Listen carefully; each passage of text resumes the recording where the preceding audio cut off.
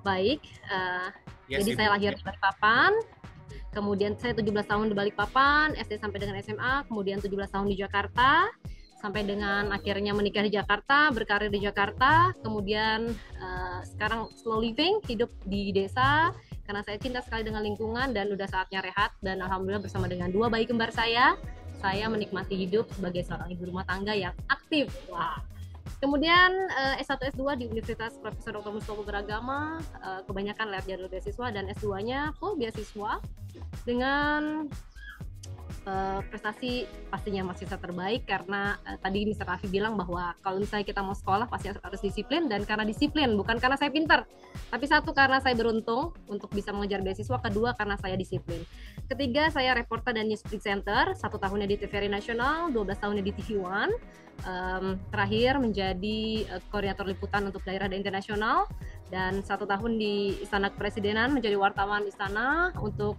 2014-2015, waktu itu zamannya Pak SBY, Pak Jokowi. Kemudian pernah meraih fellowship jurnalis MRT Jakarta sebagai satu-satunya reporter televisi Indonesia yang ke Jepang dengan meliput kegiatan meliput, dan pada akhirnya alhamdulillah baru saja ke India selama 1 minggu dan didampingi oleh Mr. Raffi melalui program Dana Indonesiana Kementerian Pendidikan dan Kebudayaan. Di situ kita bertukar budaya di Ujung Barti untuk bertukar budaya tekstil, tenun Indonesia di Lombok dengan tekstil yang sudah berkembang di India. Jadi 3 kali melakukan peliputan internasional, 2 kali di Jepang dan 1 kali di India. Boleh follow Instagram saya di Dita Faisal _ atau YouTube saya, atau bahkan blog saya juga suka menulis. Baik Bapak Ibu, kita langsung saja lanjut. Oke, kenapa India? Tadi saya sempat mendengar juga ada ibu-ibu bilang, kenapa sih India gitu? Enggak apa-apa Bu, memang banyak orang yang mengatakan seperti itu, tapi kebetulan tadi ke-record gitu ya. Kenapa India? Bukan cuma ibu aja yang ngomong, kenapa masih gini? Kenapa sih nggak Eropa? Why? Bukan Amerika gitu kan? Kenapa Bu? Kenapa nggak Korea? Saya yakin banyak sekali adik-adik yang aku sayang, dedek-dedek gemes ini, senang banget sama Korea. K-pop gitu kan. Tapi percayalah, ketika saya 1 minggu saja berada di India, saya tidak melihat ada Amerika di sana. Saya tidak melihat ada budaya Eropa yang diadaptasi oleh anak-anak mudanya, dan saya tidak melihat juga budaya Korea yang masuk segitu dalamnya seperti Indonesia ada di India. Itulah India, itulah hebatnya. Hingga saat ini India menjadi negara dengan jumlah penduduk 1,4 miliar. Indonesia 280 juta penduduknya.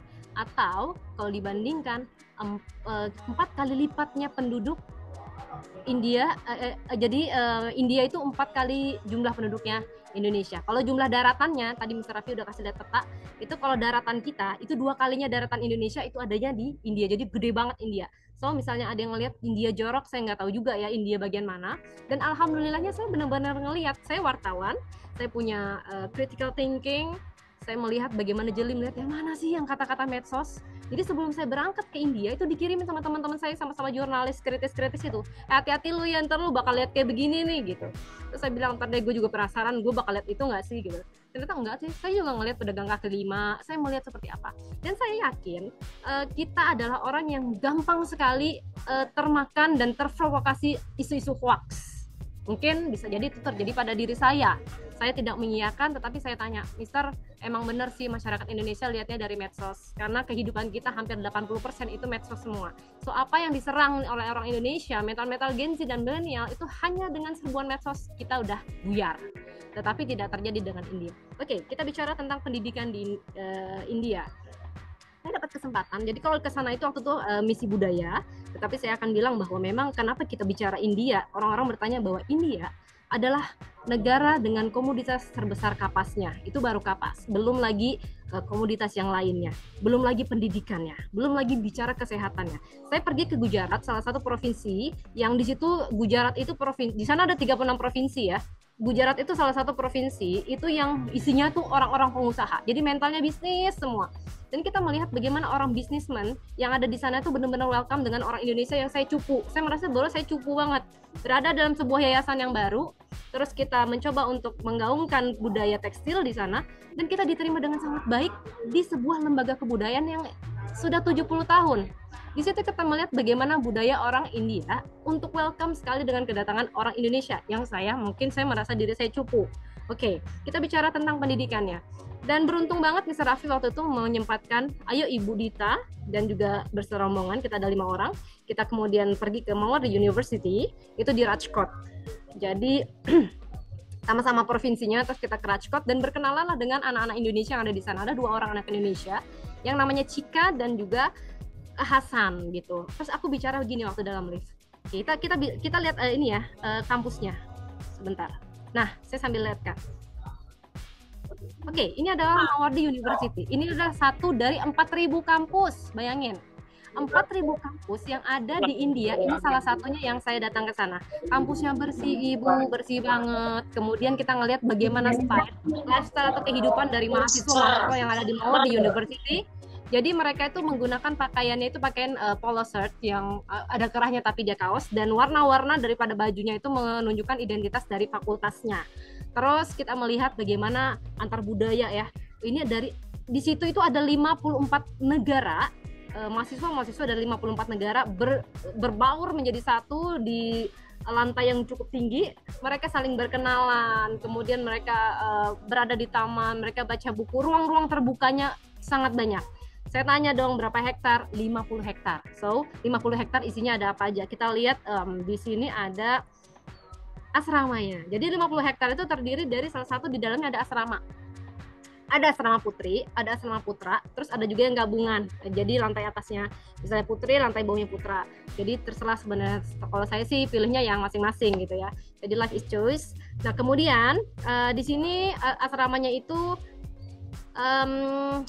udah free ya. Jadi kalau misalnya Raffi bilang bahwa berapa biaya pendidikan di sana, kalau dibandingkan dengan Indonesia, semurah-murahnya Jogja, semurah-murahnya Malang ya, daerah favorit kan untuk pendidikan, lebih murah lagi di India.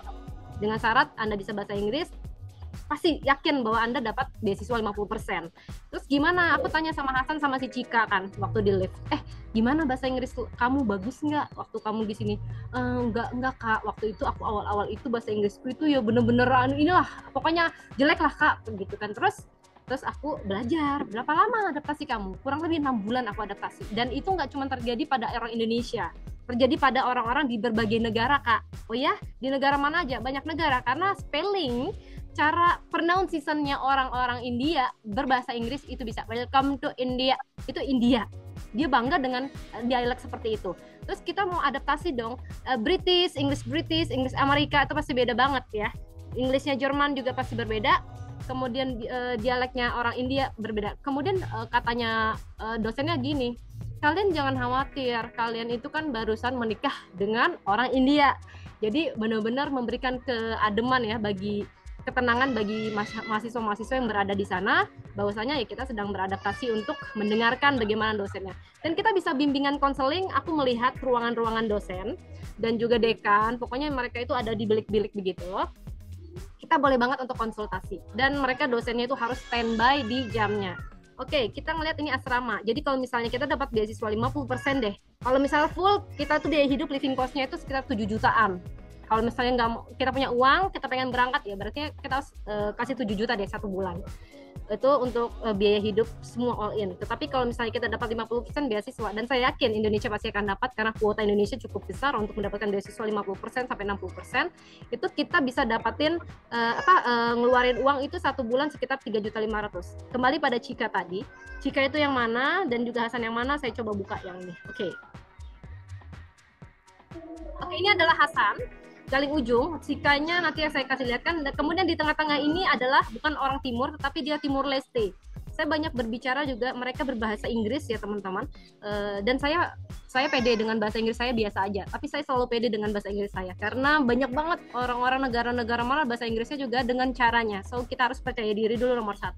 Nah kemudian saya bicara, kalau misalnya kamu dikasih uang orang tuamu berapa per semester? Cika bilang, Kak, orang tua aku ngasih aku uang itu kalau dikalkulasiin dalam 1 semester itu 20 juta. 20 juta dibagi 6 bulan, artinya benar kata Mr. Raffi, living cost-nya adalah atau biaya pendidikan dan biaya kehidupan di sana sekitar 3,3 sampai 3.500.000. Sudah termasuk yang tadi asrama kita gratis. Kemudian wifi, biaya internet itu murah banget, beneran deh. 40.000 bisa 45 GB. kita 40.000 Telkomsel ya, pribadi 50.000, Telkomsel cuma dapat 4 giga Telkomsel.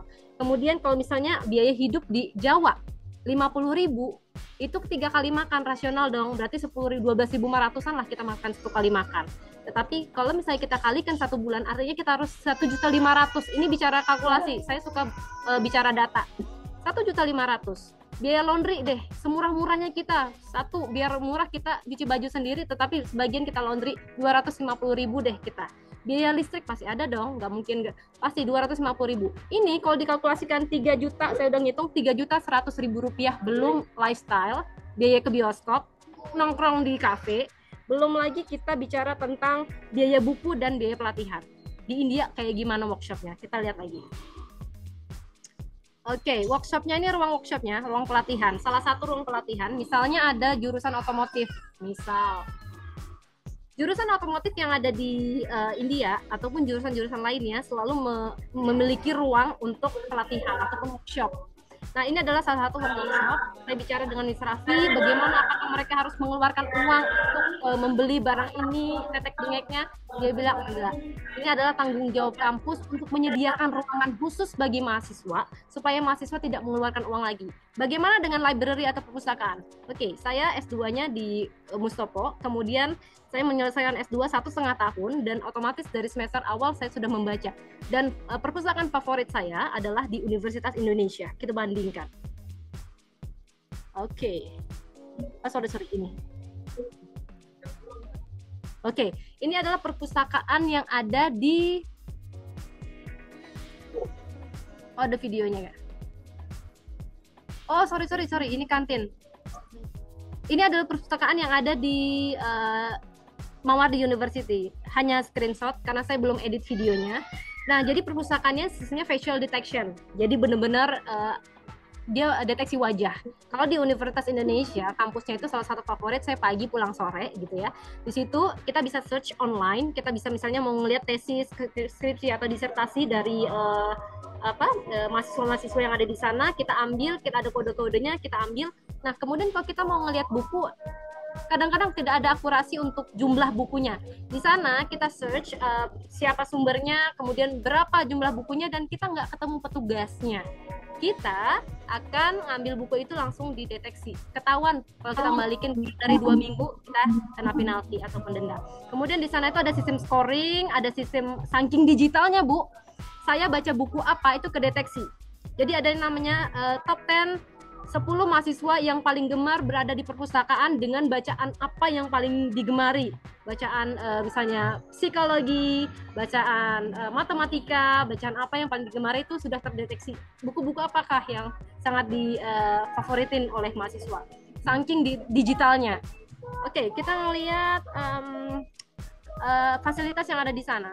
Oke, kita lihat ini. Ini adalah saya berada di sebuah kampus, jadi kita waktu di sana karena misi budaya, jadi saya pakaian budaya, dan mereka itu sangat appreciate dengan orang-orang yang pakai baju budaya. Dia akan bilang, dari mana kamu? Oh, saya dengan bangga, saya dari Indonesia, ini adalah gaya Indonesia. Jadi dengan pakaian dari Lombok ya, ini kan pakaian style sarungnya. Terus di belakang ini adalah busnya. Jadi busnya dengan bangga. Saya pasti tanya, saya kritis banget, Miss Raffi itu Tata dari mana? Tata itu made in India, Ibu. Jadi di sini kampus-kampus, mobil-mobil, mereka sangat betul-betul mencintai produknya. Kalau kita menertawakan, hahaha India, Mbak Novi, misalnya, halo, ngapain kita ke India gitu? Harusnya kita berkaca dengan ini. Ada namanya surah Al-Hujurat ayat 11. Ya, bicara tentang olok-olok nih. Wahai orang beriman, janganlah suatu kaum mengolok-olok kaum yang lain, karena boleh jadi mereka yang diolok-olokkan itu lebih baik daripada yang mengolok-olok. Kita kembali ke laptop. Oke, jadi kenapa kita berada di sana ya? Mereka busnya gratis dari kampus, dan busnya diproduksi di kampus. So that's why kenapa India menjadi negara top 5 untuk ekonomi kuat dunia setelah Amerika, Cina, Jepang, Jerman, karena mereka memproduksi apa-apa sendiri. Kalau di Jakarta atau mungkin di beberapa daerah, di Blitar, saya sekarang lagi di Blitar, masih ada bajai roda 3, di sana ada bajai, Bu. Tetapi bajainya udah teknologi high tech. Kalau kita kan nggak bisa ngejar lawang bajai perusahaan India, gimana kita mau upgrade teknologinya. Mereka bajainya udah dilengkapi dengan GPS ada, tergantung si tukang bajai ini, speedometer digital bisa. Dan yang paling hebat, dia nggak pakai Google Maps, Bu. Mereka orang India menggunakan aplikasi yang dibuat oleh orang India sendiri. So nggak ada yang namanya kejebak-kejebak di dalam pinggiran-pinggiran sawah. Jadi benar-benar jadi kemudian ada lagi pada saat saya berada di penginapan, kita bicara tentang setrika baju mereknya Bajaj. Dari situ saya tahu bahwa wow, keren ya India ya. Sebagai negara hebat, kita pusing olok-olok dan ngomongin kejorokan India yang nggak penting itu, tetapi ternyata India negara hebat. Bahkan setrika baju dia pikirin, bagaimana dia butter, selai, keju, dia semua produksi dan nggak ada impor di India. Hebat ya, hebat banget. Kemudian ini lagi bersama dengan Cika dan teman-teman yang mendapatkan beasiswa 50%. Ini ya, sebelah kanan ujung ini adalah Hasan, kemudian paling ujung sebelah kiri adalah Cika, dan kami bersama 5 delegasi Indonesia ke India. Lagi-lagi kenapa India? Ya karena India adalah negara hebat. Dan coba bayangkan Anda sekolah sekarang, 4 tahun 5 tahun dari sekarang orang berlomba-lomba untuk mencari India. So kenapa Mr. Raffi sekarang campaign benar-benar dari sekolah ke sekolah? Saya rasa mungkin 5 tahun lagi Anda susah mencari Mr. Raffi karena orang udah lomba-lombaan ke India. Oke, ini adalah foto bareng Mr. Raffi, no picture hoax. Jadi benar-benar kita berada di sana. And then kita lihat kantinnya. Kantinnya gitu ya. Kita lihat deh suasana kantin. Ini dia. Jadi saya ngintip-ngintip kantin, gue penasaran nih ngeliat kantinnya. Akhirnya saya sudah naik, ngeliat ruang mejanya round table, terus kita ngeliat kantinnya. Ini benar-benar kantinnya. Kita lihat videonya ya, video kantin. Nah ini video ruang makannya nih. Jadi kalau teman-teman lihat gimana ruang makan 3.500.000 udah sama semuanya. Udah kayak saya marketing ya. Tapi ini fakta sih. Oke, kita lihat dulu. Nah ini dia.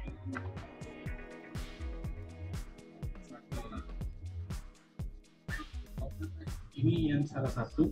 Nah, ini itu sebagai, nah ini tukang sapunya.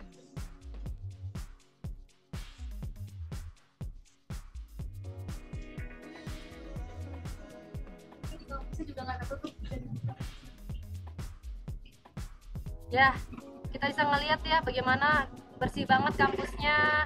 Terus kita juga bisa ngelihat videonya yang ini, bentar dulu. Ruang fisioterapi ya, yang pengen misalnya di bagian kesehatan dia ada ruang praktek fisioterapi. Jadi kalau misalnya ada masyarakat yang pengen datang gratis Bu, datang ke sana, nanti mahasiswanya yang langsung, mahasiswa yang tadi praktek didampingi sama dosennya langsung praktek di sana. Dan ruangnya bener-bener apa ya namanya, kalau saya bilang ya bersih ya, bersih banget. Saya nggak, alhamdulillah deh nggak lihat yang aneh-aneh di sana. Kemudian kita lihat lagi ruang kantin duduknya beginilah ya. Kalau ngelihat dia saling sharing. Jadi sambil kita makan, kita bisa ketemu teman-teman dari berbagai negara dan ada berbagai menu. Jadi insya Allah India itu makanannya dia nggak daging. Jadi vegetarian dia ada. Kalau kita kan Muslim ya, takut makanan yang tadi daging-daging yang nggak Muslim makan. Di sana ya benar-benar ada dari berbagai negara di sana ada. Kemudian oke, ini ruang kesehatannya. Nah, ini ruang kesehatannya. Jadi medical room namanya. Di dalamnya ada kayak gini. Kalau misalnya konsultasi gratis, tapi kalau mau obat-obatan bayar, tapi murah banget. Seperti Mr. Raffi bilang, kalau obat-obatan satu kepeng, satu strip itu 15.000, di sana 2.000. Jadi satu butir tuh bisa cuma 200 sampai 500 rupiah. Saking murahnya. Kenapa Bu? Kenapa yuk? Karena mereka memproduksi sendiri, mulai dari racikan bahannya sampai dengan pengemasannya sampai pabriknya. Ini biaya-biayanya dalam rupiah itu murah, kayak model biaya ini apa tuh? Cek darah itu 80, jadi sekitar 16.000 rupiah. Murah banget. Oke, so kita ngelihat lagi asramanya tadi udah ya. Yang pasti ini asramanya Bapak Ibu. Jadi kalau misalnya Bapak Ibu udah di sana, kita udah dapat laundry, kita udah dijamin, wifi kita juga free, dan buku, biaya buku. Saya juga mau kasih liatin nih Bapak Ibu. Saya stop share ya. Karena ini bukunya itu adalah salah satu buku yang saya beli, saudara ipar saya beli. Bukunya Mahatma Gandhi. Jadi kalau misalnya mata uang, kalau Indonesia 100.000, gambarnya adalah Bung Karno, Bung Hatta. Kemudian gambar yang lain-lain adalah pahlawan-pahlawan kita yang ada di Republik Indonesia, tetapi di India cuma satu tokohnya yang ada di mata uang, yaitu Mahatma Gandhi. Di sana ada museum Mahatma Gandhi.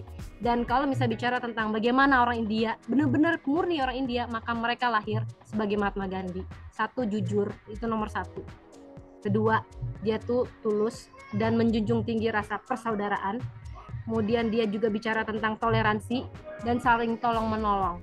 Ini adalah sebuah budaya yang saya pernah waktu itu datang ke sebuah lembaga budayanya, Udyog Bharti, dan ke mitranya Udyog Bharti, mitra lembaga pendidikan. Jadi ada satu budaya yang saya ngerasa bahwa Indonesia banget, saya ngerasa kayak berada di Indonesia. Kita datang, dia udah otomatis mau teh, kita bilang iya, nanti dia akan kasih teh itu teh susu dicampur rempah, itu namanya teh. Jadi kita bilang ya teh, dan itu enak banget, dia akan nungguin kita minum sampai kita melepaskan gelas kita, dia baru angkat secepat mungkin dan dia mengganti dengan yang baru. Itu India. Sigap. India adalah negara dengan penduduknya yang sangat bekerja keras, dan adik-adikku sayang, mereka itu kalau misalnya ngelihat kita datang ya, mereka nggak sibuk sama gadgetnya, dia nggak sibuk sama HP-nya. So that's why juga kenapa ketika misalnya ada konten-konten negatif tentang India, pemerintahnya kadang sampai nggak sempat ngurusin kayak gitu. Karena urusan pemerintah adalah bagaimana rakyatku 1,4 miliar pendudukku bisa makan, bisa sejahtera, bagaimana 1,4 miliar pendudukku bisa punya kecanggihan dalam teknologi, bagaimana kira-kira perusahaan-perusahaan Amerika, Eropa itu diduduki oleh orang-orang India seperti sekarang. Ini adalah buah 20 tahun yang lalu ketika pemerintahnya udah menyiapkan bahwa CEO Google harus ada orang India, CEO Adobe harus ada orang India, bahwa CEO perusahaan besar, bahkan iPhone pun sudah mulai berkantor di India, itu udah dipikirin dari 20 tahun yang lalu. Jadi kalau kita bilang ngapain gue ke India, jadi sekarang saya tanya sama ibu dan bapak-bapak, kemana aja bapak ibu sekarang? Sementara kalau bapak ibu search di TikTok atau Instagram atau di YouTube, searchnya kayak gini, Yusuf Kala bilang tidak usah ke Finlandia, Pak JK bilang begini, coba hentikan saja deh kita itu studi banding ke Finlandia. Finlandia, kenapa? Finlandia adalah negara dengan tingkat hidup yang tinggi, dengan kelayakan hidup yang tinggi, nggak cocok dibandingkan sama Indonesia. Karena Indonesia cocoknya di head to headin sama siapa? Dia ngomong India. Kenapa? 1,4 miliar penduduk, masyarakatnya masih bisa hidup. Biaya pendidikan masih murah, biaya kesehatan masih murah. Oke, kita juga bicara tentang Pak Prabowo. Pada 2 minggu yang lalu, dalam 2 pekan ini, Pak Prabowo menghadiri KTT G20 di Brasil. Kemudian search juga boleh di YouTube apa yang dikatakan oleh Pak Prabowo, meminta Perdana Menteri India Narendra Modi bersalaman, dan hanya begini permintaannya, bahwa Indonesia kekurangan jumlah dokter dan kami berharap bahwa India mengirimkan dokternya, tenaga medisnya ke Indonesia, atau bahkan dosen-dosen ataupun tenaga pengajarnya, atau bahkan melakukan pertukaran antara India dan Indonesia. So, 2 petinggi negara kita sudah mengatakan bagaimana dengan India, dan saat ini saya ke Ahmedabad. Jadi Ahmedabad adalah salah satu jadi kota besar, ibu kota dari Gujarat. Di sana itu sudah sedang membangun MRT. Jadi kalau misalnya kita ke Jakarta, MRT udah ada. Saya adalah orang wartawan pertama yang ke Nippon Sharyo Jepang melihat MRT. So, saya melihat bagaimana perkembangan perkeretaapian yang ada di India. Jadi India sekarang dalam tahapan memperbaiki infrastruktur. Karena apa Bapak Ibu? Karena Amerika, Eropa sedang mempersiapkan diri untuk berinvestasi di India, membangun sebuah perusahaan. Nah, standar dari Amerika dan Eropa mungkin berbeda dengan India, tetapi ketiga ada investasi dari Amerika dan Eropa, tenaga kerja besar, dan yang lebih hebat lagi, mereka itu di universitasnya itu siap untuk melakukan perubahan kurikulum dengan cepat mungkin. Kalau kita ganti menteri, ganti kurikulum, ganti menteri, ganti lagi ujian apa enggak nih? Alas 6 pakai skripsi, pakai ujian apa enggak nih? S1, S2, S3 pakai skripsi apa enggak? India tidak sibuk dengan itu. India sibuk dengan ketika ada perusahaan datang, contoh Apple akan membangun pabrik di India, maka dia akan bekerja sama dengan beberapa universitas yang siap untuk mengisi posisi-posisi penting sebagai karyawan sampai dengan top levelnya di perusahaan yang ada di India. Dan yang paling penting adalah kira-kira Contoh, Mawardi University untuk Business Management and Computer atau IT siap nggak untuk merubah kurikulum mata kuliahnya untuk disesuaikan dengan Apple. Itu yang terjadi. So kenapa kata Mr. Raffi, salah satu dan banyak ya dari mahasiswa-mahasiswanya belum lulus itu udah dipampang. Saya ngelihat dengan mata kepala saya. Jadi ada di madingnya itu dengan bangga dia akan begini. Ini adalah mahasiswa dengan pendapatan hampir berapa M dalam 1 tahun. Luar biasa. Oke, kita beri tepuk tangan buat Mr. Raffi yang sudah berdedikasi kepada negaranya. Dan terima kasih, saya yakin sekali Mr. Raffi sebagai seorang direktur ini nggak banyak sebagai orang direktur yang mau berbicara secara langsung. Itulah kenapa saya peduli sekali dengan pendidikan Indonesia. Saya merasa kalau saya masih muda, teman-teman, saya sudah punya SDM baru. Ada 2 anak kembar saya yang saya harus didik. Jika saya masih duduk di bangku SMA, saya akan kejar India. Terima kasih. Wassalamualaikum warahmatullahi wabarakatuh. Waalaikumsalam Ibu. Terima kasih banyak Ibu Dita. Thank you so much ya Bu untuk waktunya dan juga